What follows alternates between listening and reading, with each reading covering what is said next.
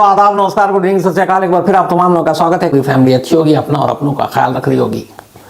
कई बार सिस्टम इंसान को कैसे क्रिमिनल और फिर बड़ा क्रिमिनल बनाता है, उसकी मिसाल है आज की कहानी।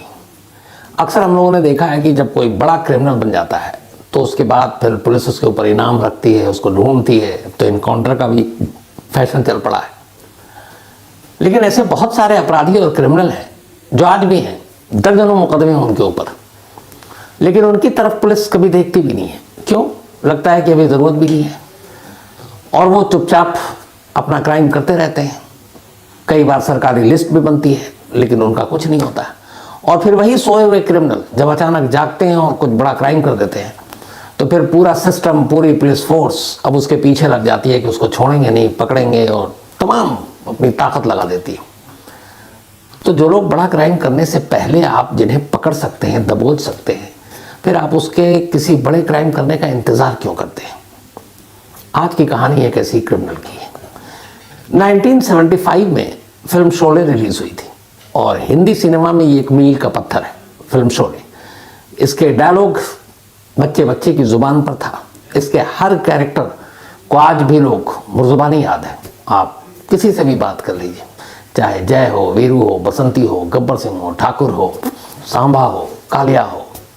देखिए, एक सांस में मैंने इतने नाम तो खुद ही ले ली। इसके हर डायलॉग लोगों को पता है। कितने आदमी थे, तेरा क्या होगा कालिया।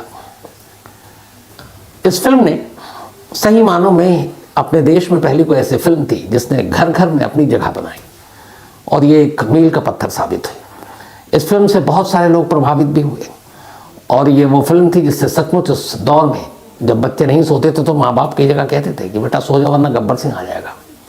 तो गब्बर का आतंक था और गब्बर का कैरेक्टर जिस तरीके से क्रिएट किया था सलीम जावेद साहब ने, वो अपने आप में, और कैसे अमजद खान ने इस गब्बर के रोल को, हालांकि वो पहली चॉइस नहीं थे, उससे पहले बहुत सारे लोगों के पास ये रोल ऑफर हुआ जिसमें डैनी भी थे, लेकिन फिर अमजद खान को ये रोल मिला। फिर उनकी आवाज़ पे उंगली उठी उस ज़माने में कि गब्बर सिंह जैसे डाकू के दमदार आवाज़ वाली ये नहीं है, लेकिन आगे चलकर वही अमजद खान की आवाज़, वही गब्बर सिंह की आवाज़, मतलब इतिहास बन गया। तो बहुत सारे लोगों पर असर हुआ गब्बर सिंह का, और गब्बर सिंह का कैरेक्टर इतना अच्छा था कि एक बार तो अमिताभ बच्चन साहब ने खुद कहा था कि मैं गब्बर का रोल करना चाहता था उस फिल्म में। तो जब बच्चन साहब भी गब्बर का रोल करना चाहते होंगे तो सोचिए कि इस देश में कितने लोग होंगे जो अपने आप को उस वक्त गब्बर कहलवा कर थोड़ा अपना अदब कराना चाहते हो, अपनी पब्लिसिटी या लोगों में धौंस। तो 75 में जब ये फिल्म रिलीज़ हुई, उसके बाद 76-77 का दौर आया। लखनऊ के करीब एक मलिहाबाद जगह है, मलिहाबाद आम के लिए भी बड़ा मशहूर है, और वहीं पे एक शख्स रहा करता था जिसका नाम था लल्लन खान। अपने आप को वो लल्लन सिंह भी कहता था, लेकिन असली नाम था लल्लन खान। जब शोले रिलीज़ हुई तो बहुत सारे लोगों की तरह उसने भी अपने आप को गब्बर के रूप में ढालने की कोशिश की। वो गब्बर के रोल से बहुत ज़्यादा इंस्पायर हो गया और अब वो लल्लन खान या लल्लन सिंह की जगह गब्बर खान उसने अपना नाम रख लिया अपने चेले चपाटी के बीच में, और ठीक गब्बर जैसी हरकत करता। उस ज़माने में गाड़ी थी, मलिहाबाद और लखनऊ इतना पिछड़ा इलाका नहीं था कि आपको घोड़े में बैठना पड़े, लेकिन शौक और गब्बर का कैरेक्टर अपने अंदर उतार लिया तो वो घोड़े पर घूमने लगा। और घोड़े पर घूमता, और अगर उस घोड़े के रास्ते में कोई आ जाता तो सेम गब्बर की तरह वो चाबुक भी रखता, और जो उसकी का रास्ता रोकता उसको बाकायदा चाबुक से पीटता। तो धीरे धीरे लोगों में भी उसका नाम गब्बर पड़ गया। भाई गब्बर आ रहे हैं, गब्बर आ रहे हैं। फिर जब वो घोड़े से उतर कर अपनी गाड़ी में बैठता और गाड़ी से भी गुजर रहा होता, और अगर उसकी गाड़ी को किसी ने ओवरटेक कर लिया या रास्ते में आ गया तो फिर उसको भी रोकता और वैसे ही चाबुक से पीटता। वैसे कुकू एफएम की ऑडियो लर्निंग ऐप पर आप दो बड़ी इंटरेस्टिंग कहानी सुन सकते हैं। एक है छापामार, ये गोवा के अंडरवर्ल्ड की कहानी है, बहुत ही दिलचस्प कहानी। और दूसरी है मर्डर संक्रांति। मर्डर संक्रांति 6 साल पहले हुए एक ऐसे कत्ल की कहानी है जिसके बाद जिसका कत्ल हुआ उसके दोस्तों को एक भूत परेशान कर रहा था। तो छापामार और मर्डर संक्रांति कुब्बर बन चुका था। 80s के दौर में शोले फिल्म रिलीज होने के 5 साल के अंदर अंदर लल्लन खान अब पूरी तरह से बदल कर गब्बर खान हो चुका था, और पूरे उसके इलाके में जहाँ वो रहता था उसका नाम ही हो गया गब्बर। अब गब्बर की तरह ही जब बन गया तो उसे हथियारों का भी शौक हुआ। फिर उसने एक एक कर हथियार खरीदने शुरू किए, लेकिन उसे पता था पैसे थे कि वैसे हथियार रखेंगे तो शायद अंदर हो जाएंगे। तो उसने बड़ा एक अच्छा काम किया, सिस्टम का फ़ायदा उठाकर उसने एक लाइसेंस के लिए अप्लाई किया और लाइसेंस मिल गया। अब उसने कहा एक लाइसेंस है, एक लाइसेंस के नाम पे आप अपना हथियार रख सकते हैं। बट कानून और सिस्टम को चूना लगाने के लिए उसने एक लाइसेंस तो लिया एक, लेकिन हथियार अनेक। और वो बाकी हथियार चोरी छुपे अपने पास रखता और उसका इस्तेमाल लोगों को डराने धमकाने, ज़मीन कब्जाने, मारपीट करने, यही सब के लिए करता। धीरे धीरे लोगों ने शिकायत करनी शुरू की, पुलिस में मामला जाने लगा। 80 से 95 के दौरान ही करीब उसके ऊपर 30 से ज़्यादा मुकदमे दर्ज हो चुके थे। कई बार पुलिस गई, एक बार पुलिस घर पे जब छापा पड़ा, ऊपर से प्रेशर आया, तो उसके घर से सिर्फ अकेले 30 माउजर मिले थे। 30 माउजर किसी एक के पास से बरामद होना, ये उस इलाके में एक रिकॉर्ड था। खुद पुलिस वाले हैरान थे कि यह है क्या। अब 30 माउजर देखकर उन्होंने पूछा, बाकायदा दरी पर बिठाकर उसकी तस्वीरें ली गई, तो पता चला हथियारों का शौक है गब्बर को और इसीलिए वो हथियार खरीदता है और निकलता है तो वही लाइसेंसी हथियार अपना लाइसेंस रखे रहता है कि भाई हमारे पास तो लाइसेंस है। लोकल पुलिस और बाकी लोगों को अपना थोड़ा सा पैसे दे दो, वो भी चुप, भैया लाइसेंस ही कर लेके घूम रहा है। जबकि लाइसेंस के नाम पे उसने दर्जनों इलीगल वेपन अपने पास रखे और उसी से लोगों को डराना, धमकाना, मारना, पीटना, अटेम्प्ट टू मर्डर, ये सारी चीज़ें, ज़मीन बेइंतहा कब्जा लिया। और उसके पर केस चलता रहा, लेकिन कुछ होना नहीं, जाता फिर बाहर आ जाता। एक हिस्ट्री शीटर के तौर पर इस गब्बर या लल्लन खान का नाम थाने में दर्ज था। दर्जनों शिकायत करता, लेकिन शायद गब्बर या लल्लन समझ चुका था कि पुलिस को कैसे चुप कराते हैं। थाने में पैसे पहुंच जाते, मामला ऊपर तक जाता नहीं, लोग फिर धीरे धीरे डर जाते कि जिसका पुलिस कुछ नहीं कर रही उससे हम क्या पंगा लें, तो लोग भी बेचारे हार जाते। सोचिए 80 से हम आज 2024 में बैठे हैं, 44 साल हो गए। उस वक्त का करीब 20-22 साल का गब्बर आज 72-73 साल का हो गया, 72-73। उसके बाद उसने बड़ी बड़ी दाढ़ी रखी, कुछ लोग कहते हैं शायद हज भी कराया, और अब उसका रूपरेखा भी बदल गया। अब वो गब्बर से एक तरह से एकदम दूसरे रूप में दिखता है। तस्वीरें आप उसकी देख लीजिएगा। फिर उसने अपने 2 बेटों को पोलैंड भेज दिया पढ़ने के लिए और पोलैंड के बाद वो वहीं सेटल हो गए। 3 बेटे थे कुछ गब्बर या लल्लन के, तीसरा बेटा उसके साथ यहीं रहा ताकि बाप का एम्पायर, ये जो सारी लूटी है ज़मीनें लोगों की, बाकी चीज़ें, उसको कौन देखेगा, तो एक वारिस तो होना चाहिए। तो वो यहीं, अब जिसके ऊपर 2 दर्जन से ज़्यादा केस, और सोचिए हाल में पिछले 3-4 साल में यूपी में बाकायदा लिस्ट बन रही थी, कौन कौन हिस्ट्री शीटर है, कौन बदमाश है, उनको छोड़ेंगे नहीं, उनको बख्शा नहीं जाएगा।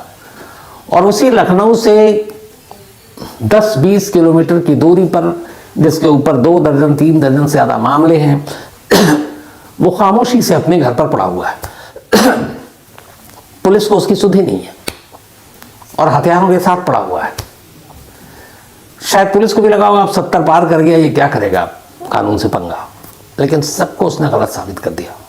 हुआ ये कि कल यानी कि 2 फरवरी को लखनऊ के करीब मलिहाबाद में जो लेखाकार होते हैं, बहुत सारे सरकारी अलग अलग कर्मचारियों के नाम होते हैं, जो ज़मीन की पैमाइश करते हैं, ज़मीन नापते हैं। गाँव में यही होता है कि भाई हमारी इतनी ज़मीन, हमारी इतनी ज़मीन, अब दूर तक तो ज़मीन दिख रही है, तो आप कैसे कहोगे कि इसकी सरहद क्या, दीवार तो है नहीं। आप जब भी खेती की ज़मीन देखेंगे तो वहाँ बाउंड्री दिखाई नहीं देगी, वो एक मिट्टी की पगडंडी होती है। उस पगडंडी के अंदर मान लिया जाता है कि इस पगडंडी के अंदर इसकी ज़मीन है, उसकी ज़मीन, और चारों तरफ से तो ज़मीन ही ज़मीन है। तो लल्लन सिंह की एक ज़मीन हुआ करती थी, यानी कि गब्बर सिंह की, और एक ज़मीन उसके भतीजे फरीद की थी। अब फरीद और लल्लन यानी कि गब्बर चाचा भतीजे हैं, और उन्हीं के बीच में एक और ज़मीन थी। पर उस ज़मीन के मालिक अब मलिहाबाद छोड़कर लंदन में शिफ्ट हो गए, वो लंदन में रहते हैं। अब 3 ज़मीन का मसला है, इसमें कुछ ज़मीन गब्बर की है, कुछ ज़मीन फरीद की है, और एक हिस्सा उधर अलग लंदन वालों की है।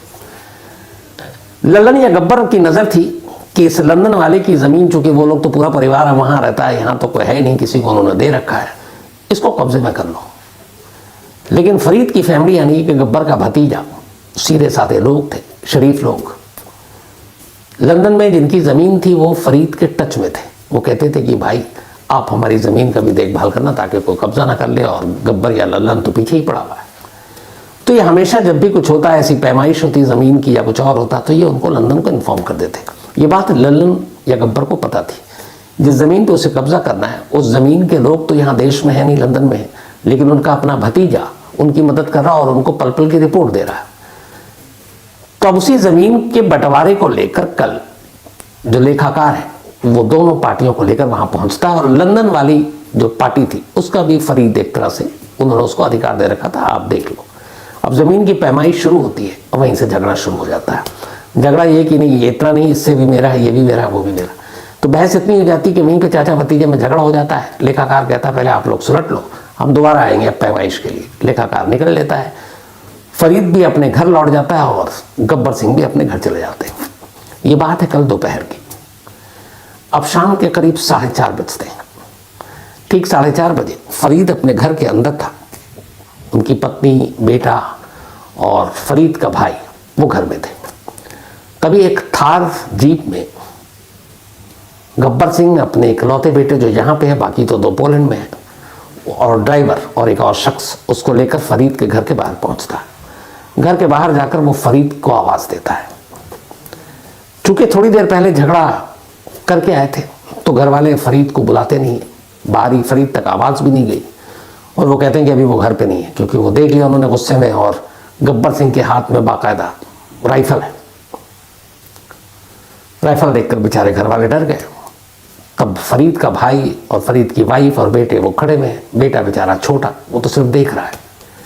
तभी वो कुछ गुस्से में गब्बर सिंह बोलता रहता, और फिर अचानक जब फरीद का भाई उसे कुछ समझाने की कोशिश करता है, वो राइफल उठाता है और सीधे गोली दाग देता है।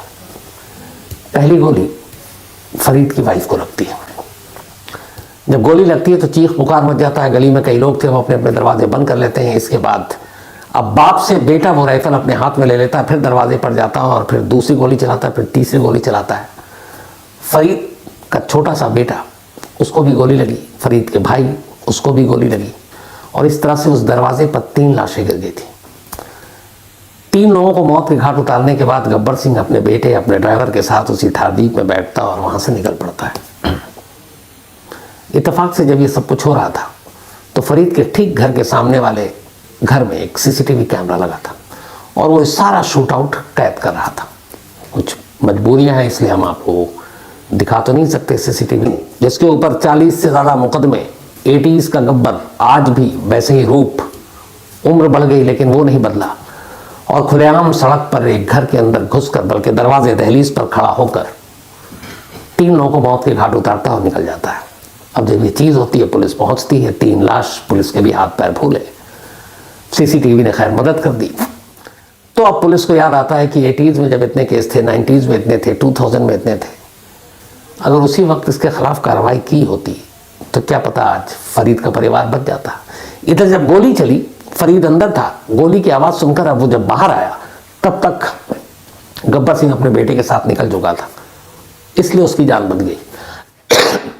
वरना फरीद सिंह भी मौके पर मारा जाता और शायद फिर 4 लाशें गिरती। अब पुलिस तमाम दावे कर रही है हर तरफ कि पकड़ेंगे, छोड़ेंगे नहीं, बख्शेंगे नहीं, लेकिन अब इससे क्या फ़ायदा। जो मैंने कहा कि जैसे कानून या सिस्टम कई बार लोगों को कातिल बना देता है, अगर गब्बर सिंह के घमंड को उसी वक्त तोड़ दिया गया होता, उसे पकड़कर उसके खिलाफ कार्रवाई की गई होती, तो शायद ऐसा नहीं होता। लेकिन हमारा कानून, हमारी पुलिस भी इंतज़ार करती है कि एक अपराधी पहले क्राइम करे, पहले बड़ा हो, कुछ नाम कमाए, फिर उसको पकड़ेंगे। ऐसे छोटे मोटे क्रिमिनल को पकड़ने से क्या फ़ायदा, ना नाम होगा, ना अखबारों में खबर छपेगी, ना टीवी पे दिखाया जाएगा, ना प्रमोशन होगा, ना तरक्की होगी, ना साहब तारीफ करेंगे। तो एक बार फलने फूलने दो, जब कुछ बड़ा काम करेगा फिर पकड़ेंगे तो थोड़ी शाबाशी मिलेगी। शायद यही सोच है हमारी पुलिस की। अगर ये सोच ना होती तो ये गब्बर सिंह कब का अंदर होता। तो एक अफसोसनाक कहानी, और यही कहूँगा कि इस हत्याकांड के लिए और इस गब्बर सिंह के एक्ट के लिए वो तमाम पुलिस वाले जिम्मेदार हैं जो उसके बारे में सब कुछ जानते थे, लेकिन फिर भी उन्होंने अपना मुंह बंद रखा और उसके खिलाफ कभी कोई कार्रवाई नहीं की। अब पूरी पुलिस फोर्स अलग अलग डिपार्टमेंट की लगी हुई है गब्बर को पकड़ने के लिए। अब पकड़ भी लेंगे, आप ले भी आएंगे तो क्या, उन 3 लोगों की जो जान गई वो तो वापस नहीं आएगी। उसमें एक महिला, एक उसका बेटा, एक उसका देवर, सारे मासूम लोग। खैर, कहानी में आज इतना ही।